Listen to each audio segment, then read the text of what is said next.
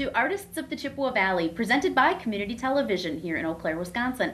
Our first episode is going to be featuring a local artist, and each week you can tune in and see new artists that are featured here on our show. Everyone from musicians and glassblowers and wood carvers and bands and painters. Anything under the sun goes here on Artists of the Chippewa Valley. And my name is Karen Kraus. I will be your host on this journey. Our first guest is Amber Michelle Russell, a local artist here in Eau Claire. Welcome, and thank you for being our first guest on this new show. Thank you for having me.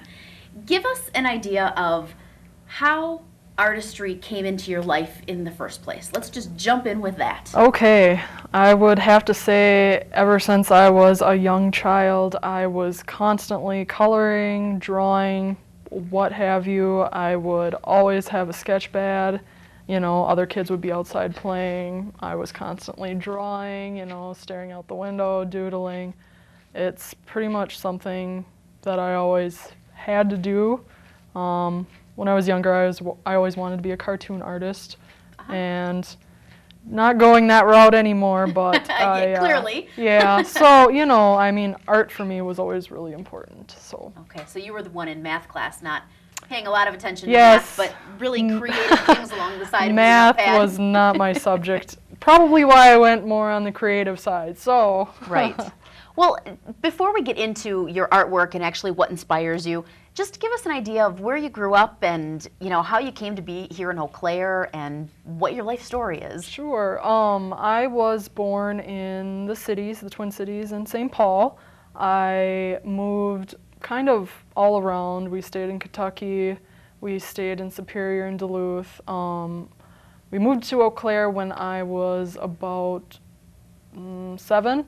So I've been here ever since, so I'm pretty familiar with Eau Claire. I've done a few do-it-yourself shows in Eau Claire, so it all is just kind of coming together, you know. Okay. So is art your full-time career at this I point? wish. No, not it's yet. not. You're almost there. I do a lot of freelance projects for people.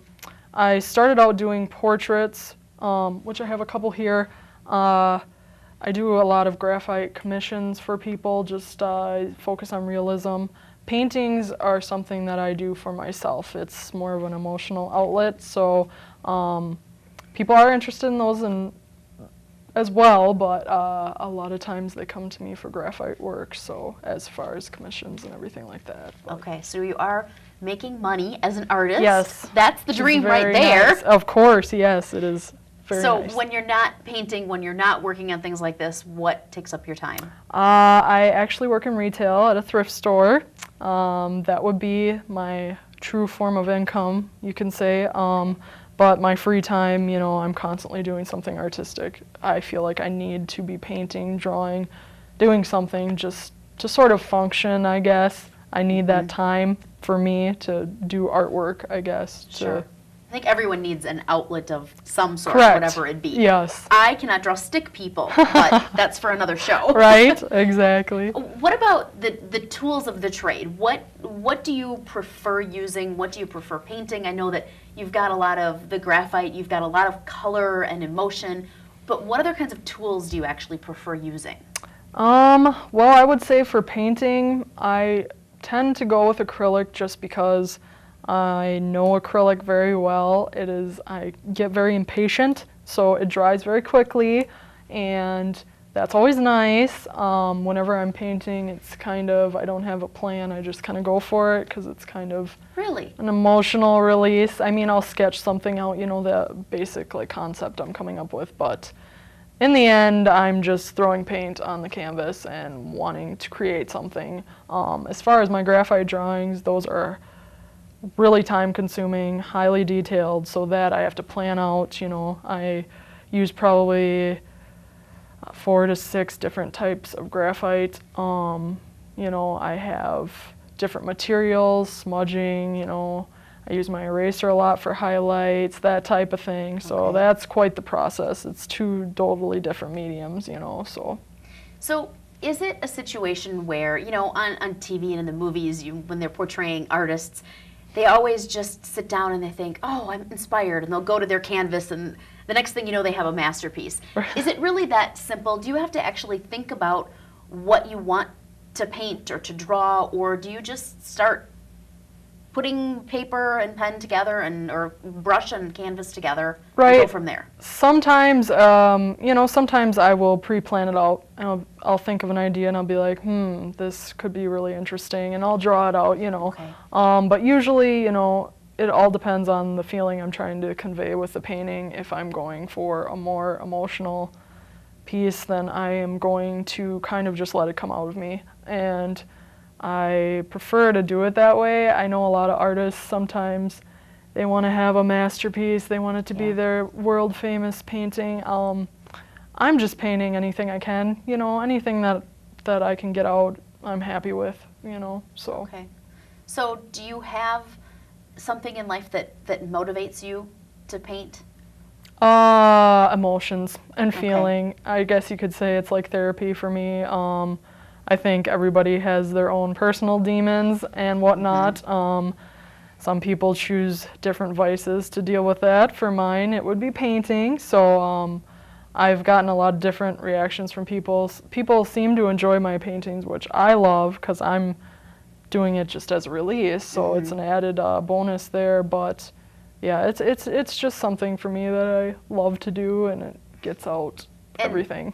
It looks like these are very raw. They're very, inspired by something, and it's just a very natural element to come out of you, I think. Right. Just based on your personality and seeing what kinds of things you're creating, it just seems very true to you. It is. Every one of my paintings usually means way more than people could ever probably grasp, but I usually don't go too in depth when I explain my paintings, a little bit, but explaining my artwork is kind of hard sometimes. People, it's kind of a personal thing, and I feel like it should speak for itself, but sometimes it doesn't, and I can understand why it would be confusing if you were to see an image and be like, what's that about, Does that make it tricky then for you to actually turn around and sell a painting? No, I have a really strong support system, and they really enjoy my work. So I mean, when I do sell a painting, it's usually, I think it's because the buyer relates to the emotion I was trying to convey in the painting, or they just really appreciate it, and they just enjoy my work, which is awesome. And I appreciate that greatly. So I would think that it would be tough sometimes that you've put forth the effort and the emotion, and you fall in love with what you've created, and then yes, money is important, and it's nice to be able to sell the painting as an artist, but to part with that, I would think, would sometimes be a little difficult. That was really hard for me in the beginning. It was really, really hard to actually sell a piece of work. In the beginning, I didn't know what to sell it for. I was underselling myself. I was overselling some stuff. I wasn't sure, and that was, when I was first,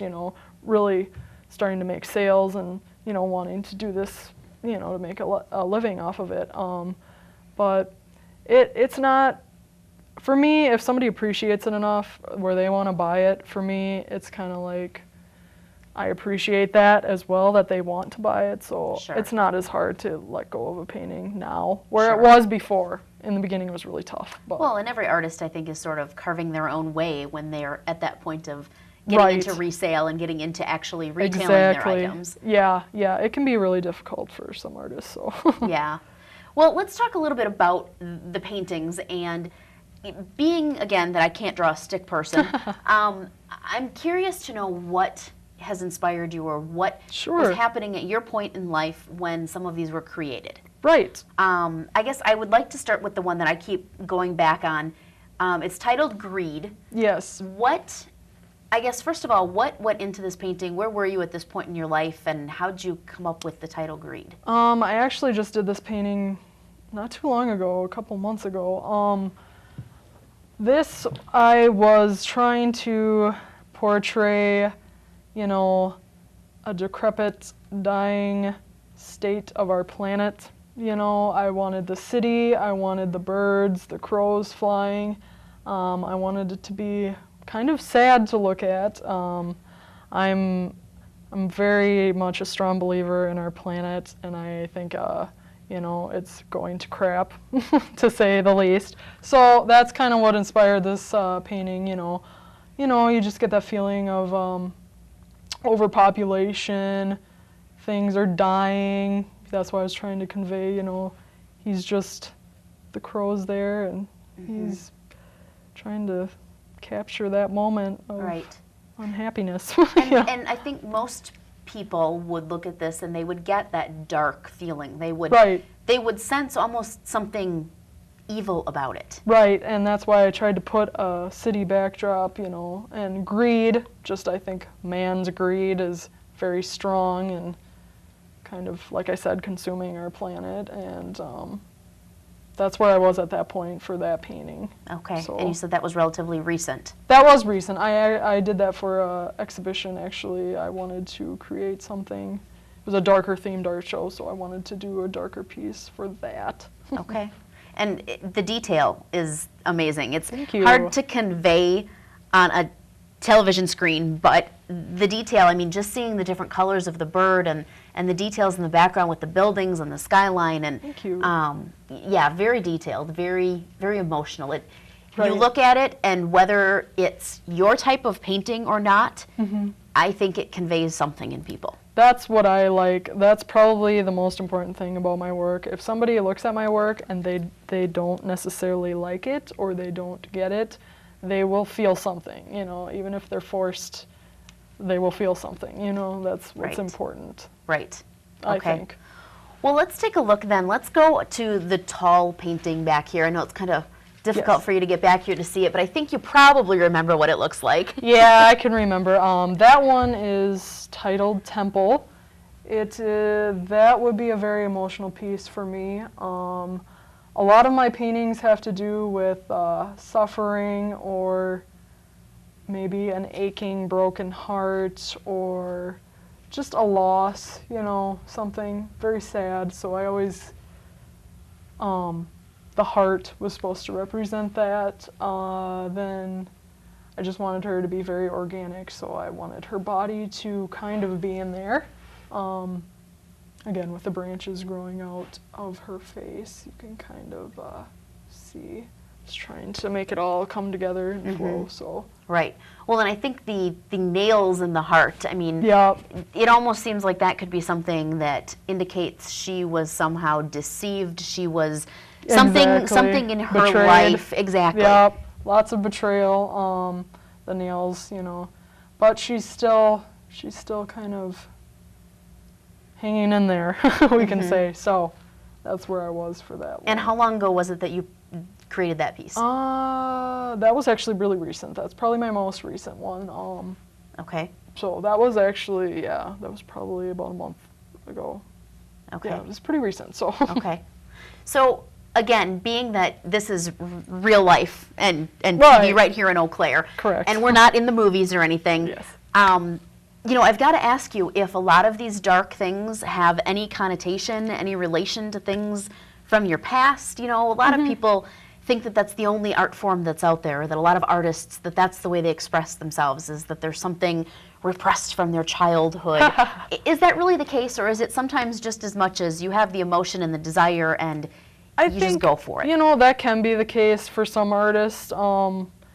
I've met some artists that, you know, they don't promote their work. They're just kind of, it's a release for them. Nobody's ever heard of them, but then you go and you check out their artwork and it's amazing, and it's so sad that people don't even know they exist because they just, you know, it's just something they do as a hobby, and it's sad because they're amazing. But I think a lot of artists can really just, you know, pick a subject matter and do it simply for creating. You know what I mean? I don't think it has to be that aching, like, desire to, you know, get something out, which is good as well, obviously, but I think it's just about, you know, doing something with your hands, you know, so it's a great thing. And being creative. Exactly, yeah, it's great, so. Okay. Well, let's move a little bit. We've got a couple of graphites here. Yes. Tell me about those. I am not familiar a lot with graphite, so tell me a little bit about the creation process in these and what inspired Vincent and Jimmy for you? These were, like I said, I started doing portraits. People are usually very interested in getting a portrait done of their animal, you know.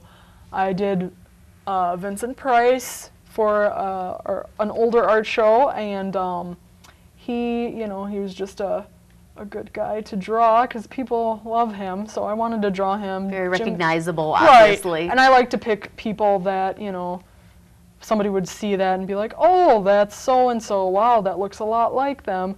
The problem with me is people overlook my portraits because they think they are prints, which is a compliment in itself, but it's also very hard to deal with because they're not prints, they're actually a drawing. So it's great that people are overlooking it, but at the same time it's not. So I use very dark graphite. I press very hard to get the very dark black tones. They're very detailed. It takes about 6 to 10 hours to do a really fine detailed portrait, which I usually just sit down and get done in a night. I simply just get it done. I'm in the mood and I get it done. So I'm very quick when somebody Not one of those projects that you put on hold and come back a couple of days later. It's not like quilting or. Nope, I'm pretty efficient. If somebody comes to me and they want something, I'm gonna get it done within a week or two. I mean, it'll be done, and that's just kind of how I work. Very fast. Okay. So. And what about Eve in the middle here? Tell us about that. Where were you in your life at that point? Well, that I was trying to convey the power of religion, which would be why she's praying. Okay. Again, I'm not a religious person per se. I think everybody has the right, to believe everything, but I think even with the politics, that was inspiring me. It's sad sometimes how that kind of like sucks your life force out. But in a way, she's still holding on to that hope at the same time, even though it's kind of draining out of her. Right, and that was the first impression that I got when I saw this was that she's physically deteriorating. Right. Yeah. But just being that pose that she's holding, there's obviously something mental, something emotional still going on with her. Right. That she's present. Yep, and it's not a bad thing, to have faith, and she still does. I was just trying to convey that sometimes that can really suck the life out of you at the same time, Right. So. Which is true to life. Right, exactly. That's it. I mean, faith is one of those things that you just put your belief in and hope that it's true, and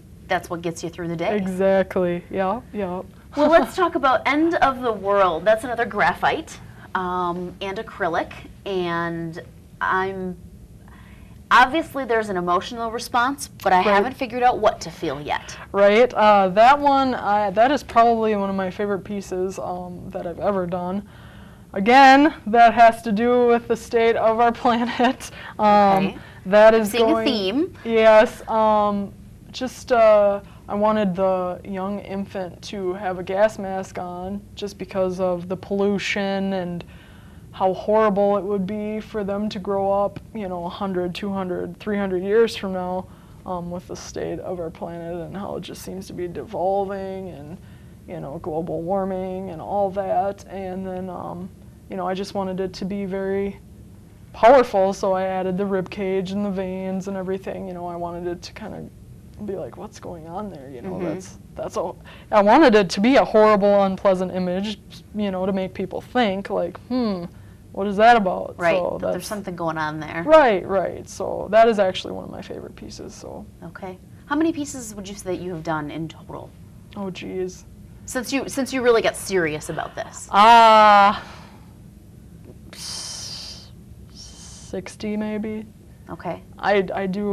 I've done quite a few graphite commissions for folks, and then paintings, I'm really focused on my paintings now, so, I've done quite a few of those too, so. Okay. All right, so let's go to this painting behind me. I've saved this one for last because I am seeing some very raw emotion here. Yes. You're using a lot more color here than in the previous works that you have on display. Right. Where does the color come from in this particular one? That was just, again, I don't plan the color scheme, I just paint as it comes out. That was really supposed to represent her crawling out of this extremely dark place, you know. She's been through hell pretty much, and she's crawling out, and she's just persevering, I suppose. But I wanted the colors to be very vibrant. I wanted them to pop, so it would make you look at it instantly. So I wanted the green and the yellows, you know, to be the border, and then really focus on this dark place that she was crawling out of. So in reality, when someone looks at this, it may first appear disturbing to them. It may create some negative feelings, but in actuality, behind you, this painting is actually coming forward as something positive. She's actually coming out of a bad spot. She's coming forward, and she's still starting going. a new life. Exactly. She is being born again, I suppose. She's taking everything that is bad has happened, and she's still going. You know, it's about how well you walk through the fire, and she is coming back. So it's proof positive. It is actually positive. It doesn't have positive. to be a negative image. It doesn't have to be right. a negative meaning behind it. That's what a lot of my artwork, that's why I try to, it's very unpleasant images sometimes, but they actually mean something kind of positive at the same time. So that's what I try to do with my paintings. And that's what art is all about. It is, isn't it? Well, I thank you very much, Amber, for being on our show and for talking about all of your art. Tell us where we can find some of these things here before our programs end. You can find me on Facebook. It's under Shades of Gray, Portraits Plus More, and that has all of my art stuff. It has paintings, graphite, anything I'm doing artistically, so you can find me on Facebook doing that. And we'll probably see you in upcoming shows around town. Of course. We did an Obscuritas show about 2 years ago. It was a dark theme art show. We are going to try to do that again late September, so look out for that this year. And that's what we're doing. So. Well, that's great, and you're already making money as an artist, so there's only more to come, I'm sure. Exactly. That's great. Well, again, thank you very much. We appreciate you being here. Thank you. Any opportunity that you have to share more things with us, definitely let us know. We'd love to see all of the new updates. Well, thank you so much for having me. I really appreciate it. Yes, absolutely. Well, that is our first edition of Artists in the Chippewa Valley, and we encourage you to get in touch with us here at Community Television if you're interested in being a part of our show. Artists like Amber are now featured, plus we're going to have photographers, we're going to have cartoonists, comedians, whatever your art form, CTV is the place to display that and get the word out. So please join us again for our next edition. And again, we thank Amber for being here. And thank you for watching Artists of the Chippewa Valley.